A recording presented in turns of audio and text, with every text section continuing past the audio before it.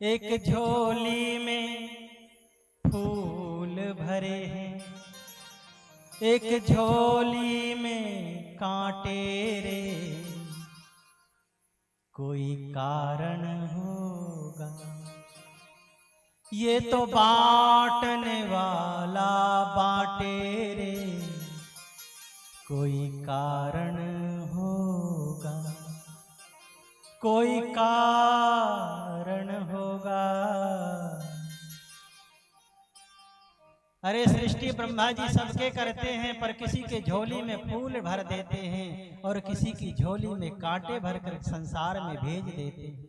ये बांटने वाला ब्रह्मा बांट रहा है, किसी के झोली में वो फूल रख दिया और किसी के झोली में कांटे ही कांटे भर दिए।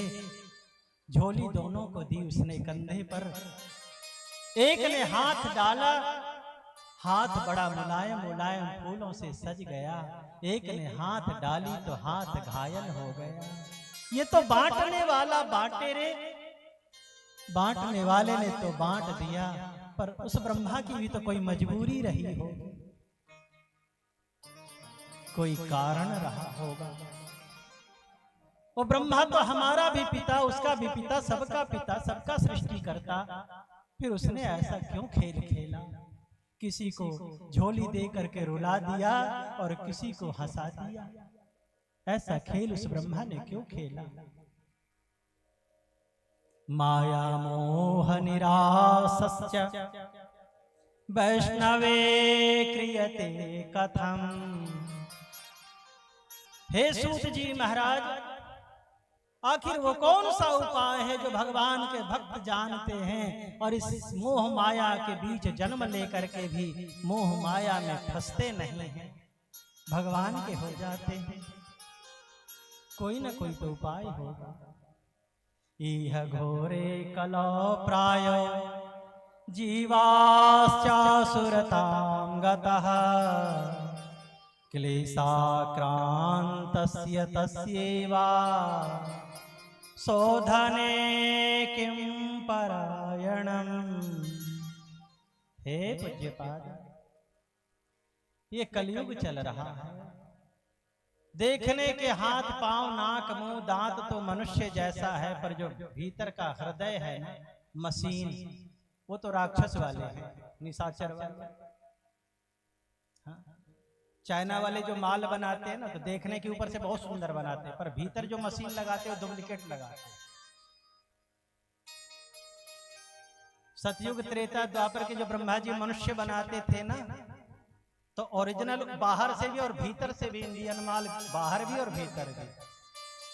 अब ब्रह्मा जी कलयुग के प्राणी बनाते हैं ना, तो लेबल तो लगा देते हैं भारत का, और मशीन भीतर चाइना वाला डाल देते हैं। हाथ मुंह नाक दांत सब मनुष्य का, इंसान का, और भीतर जो हृदय है वो राक्षस वाला। अपनी एक उंगली खरोंच आ जाती तो रात भर नींद नहीं आती, कैसे सुबह है डॉक्टर से दवाई लें, रात भर सो नहीं पाए। और किसी का गला काट के गरम मसाला डाल के भूज के खा के सो जाता, अच्छी नींद आ जाती। इसका मतलब क्या?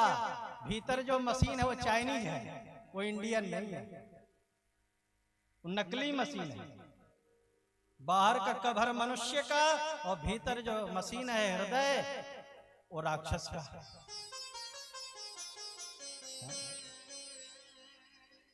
और ये अब ये घटना घट रही है, शौनक जी ने तब देख लिया था। इह घोरे कलौ प्राय जीवाश्चासुरतां गतः, क्लेशाक्रान्तस्य तस्यैवा। अरे भीतर जब मशीन जिससे सब काम होना, वही नकली चाइनीज है, और फिर बाहर जितना बढ़िया कवर हो तो कवर क्या करोगे, चाटोगे? चलने तो मशीन ने है? वो असली है नहीं, वो तो नकली है।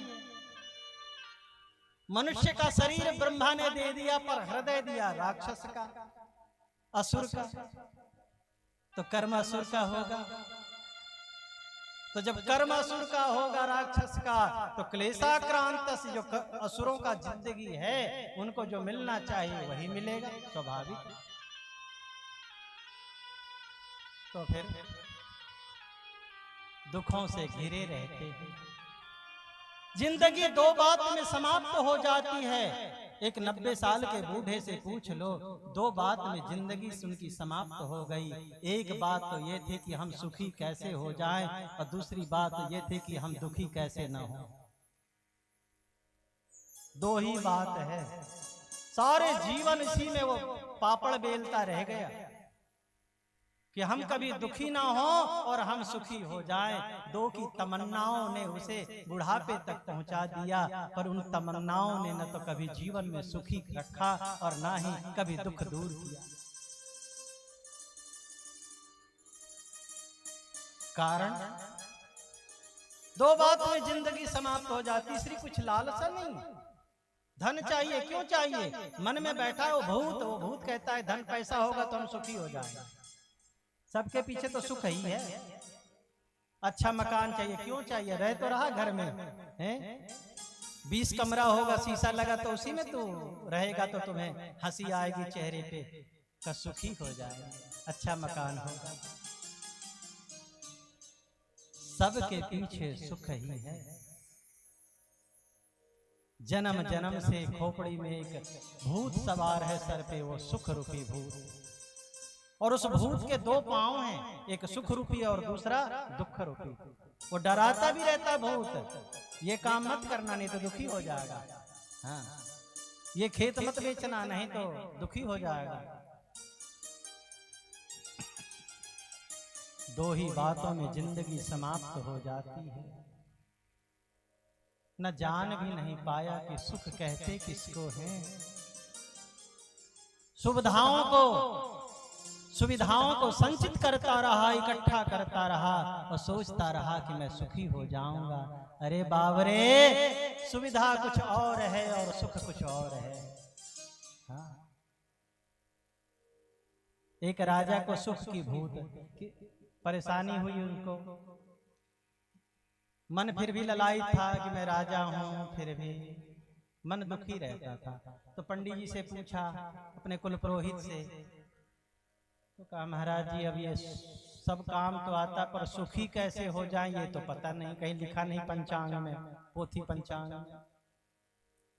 कोई बात नहीं, आपने हमसे पूछा है। हमारे गुरुजी बहुत बड़े ऊंचे महात्मा हैं, त्रिकालज्ञ संत हैं, हम उससे पूछ लेंगे, उनसे कल बताऊंगा। तो गुरुजी से पूछने गया पंडित का, राजा जिनकी मैं पुरोहिती तो कम करता हूं, चाटुकारी ज्यादा करता हूं, पर अगर वो संतुष्ट न हुआ राजा तो हमें पुरोहिती से हटा देगा। उसके पुरोहित की कमी थोड़े ना, हटा देगा, फिर अपना तो कुछ रहा ही नहीं। जब गुरुदेव एक समस्या का समाधान कर दीजिए। क्या जो हमारा यजमान राजा है वो सुखी होना चाहता है? पता नहीं किसने उसके खोपड़ी में कौन सी बात भर दी। वो कहता है मुझे अब सुखी होना है, सुखी होना।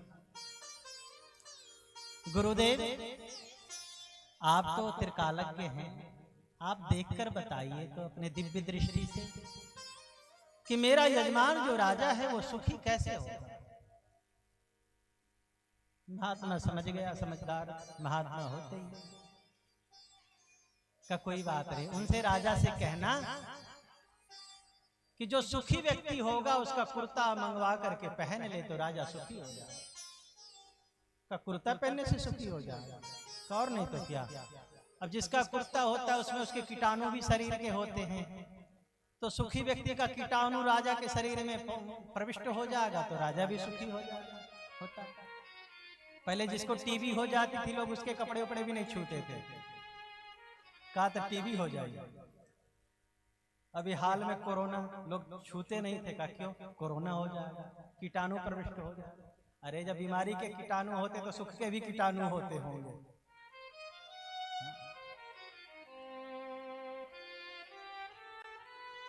मिलत एक दारुण दुख देहि, बिछुरत एक प्राण हर लेहि।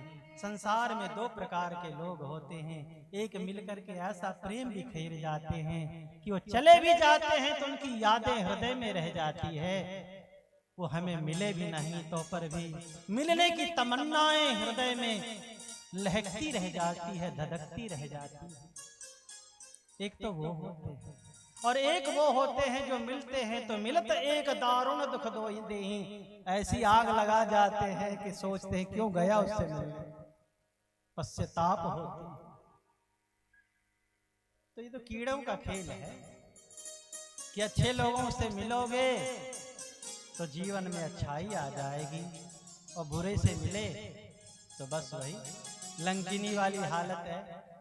आते जाते रावण का मुख देखोगे तो जीवन भर गुलामी करनी पड़ेगी और चोर को पकड़ पकड़ के खाना पड़ेगा। और आते जाते जिस दिन हनुमान जी के दर्शन कर लिया, मुख देख लिया, उसी दिन मुक्ति हो जाएगी। तो मुंह में अंतर होता है।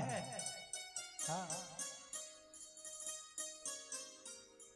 मैं भी ऐसा बोला करता हूँ, जिस दिन मेरा दिन खराब बीतता है, ढंग से खाने खोने को न मिला, बहुत ज्यादा काम मिला, तो मैं कहता हूँ कि आज मैंने किसका मुंह देखा था सुबह सुबह। सब कोई बोलते हैं, आप लोग भी बोलते हैं क्या? मैं भी बोलता हूँ।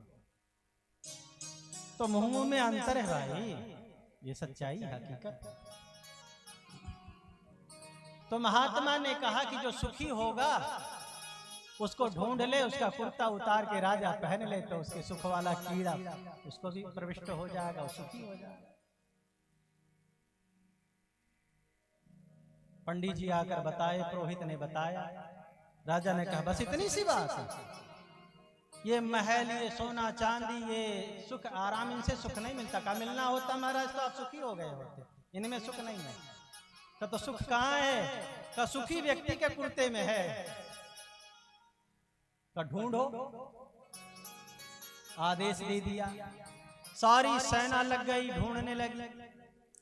अब जिसके पास राजा के कर्मचारी जाते, सिपाही जाते, पूछते आप सुखी हो? काहे का सुखी? आप कौन हो? का हम तो राजा के कर्मचारी हैं। तो काहे का सुखी?